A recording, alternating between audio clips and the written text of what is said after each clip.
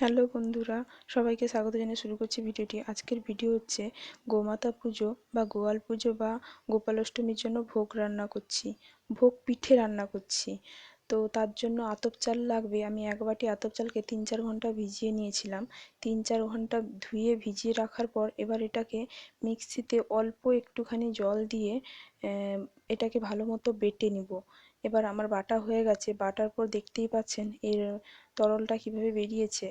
তো এটা পিঠালু বাটা, খানিকটা ময়দা জল দিয়ে মাখলে যেভাবে হয় মিহি করে ভালো মতো আমি বেটে নিয়েছি।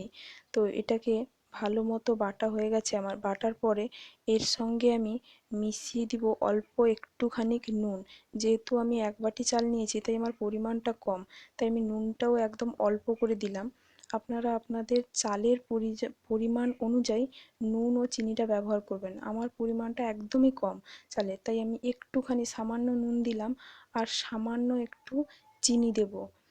আপনারা আপনাদের প্রয়োজন অনুযায়ী চিনি আর নুনটা ব্যবহার করবেন। তো আমি এই যে অল্প করে একটুখানি চিনি নিয়ে নিয়েছি। চিনি নেওয়ার পর এটাকে ভালো মতো হাত দিয়ে ফিটিয়ে নিব।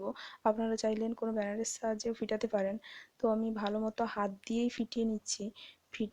দেখুন ফিটাতে ফিটাতে একদম চিনিটা মিলে যাবে। চিনিটা যেন একদম গুঁড়ি গুঁড়ি না থাকে। চিনিটা যতক্ষণ না মিলছে ততক্ষণ ফিটাতে হবে।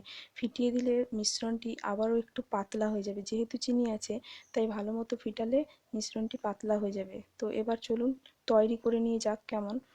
তো এবার আমি গ্যাসের ওভেনটা অন করে দিয়েছি। যেহেতু এটা আমাদের গোয়াল পুজোর জন্য এটা তৈরি হচ্ছে, তো আমি এখানে ঠাকুরের জিনিসের পিতলের জিনিসটা ব্যবহার করেছি ও ঘিটা ব্যবহার করব। এখানে আমি তেল ব্যবহার করব না, আপনারা বাড়িতে করলে তেলটা ব্যবহার করতে পারেন। যেহেতু ঠাকুরের পুজো তার জন্য আমি ঘিটা ব্যবহার করছি। তো ঘিটা আমি দিয়ে দিয়েছি, গ্যাসটা একদম গরম হয়ে গেছে। তো ঘিটা দেওয়ার পরে এই যে অল্প একটু মিশ্রণটি নেব। যখনই মিশ্রণটি তুলবেন তখনই একটু ঘেঁটে ঘেঁটে নেবেন। তো মিশ্রণটি নেওয়ার পর আমি এই যে দিয়ে দিচ্ছি বিস্কুটের আকৃতির মতো, বিস্কুটের থেকে একটু বড় হবে ওরকম আকৃতির মতো করছি। আপনারা চাইলেন এর থেকে একটু বড় আকৃতিরও করতে পারেন। তো আমি এরকম ছোট আকৃতিই করছি, আমার চালের পরিমাণটা কম বলে। তো এই যে দেখুন ওটা কিছুক্ষণের মধ্যে দেখবেন টেনে নিবে, রসটা টেনে নিবে আর একটু সাইডেরগুলো বসা বসা হয়ে যাবে। আপনি বুঝতে পারবেন যে এবার উল্টালে মনে হচ্ছে হয়ে যাবে। তো এই যে খুন্তি নিয়ে আমি উল্টে দিচ্ছি। এ প্রথমটা তো একটু মুড়েও গেল। তো চলুন, কোনো ব্যাপার না, আবার একটা তৈরি করছি। আমি আরেকটা তৈরি করে আমি আপনাদের দেখাচ্ছি। দেখুন আবার একটু মিশ্রণ নিয়ে আমি এই যে দিলাম।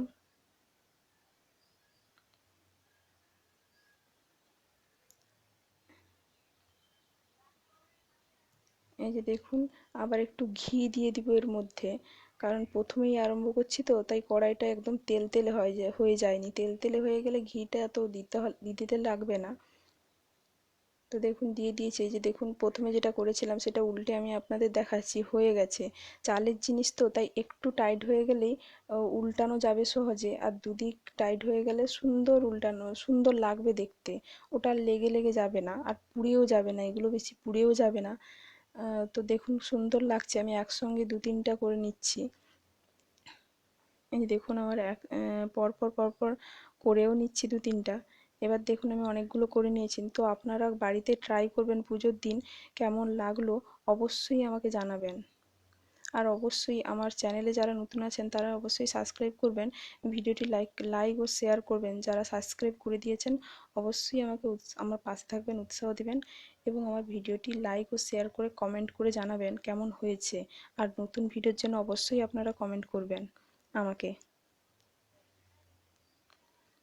তো দেখুন আমি হাতে একটা নিয়ে আপনাদের দেখাচ্ছি কেমন হয়েছে পিঠেটি কেমন হয়েছে দেখুন। কেমন একটু শক্ত হবে, যেহেতু চালের জিনিস তো একটু শক্ত হবে।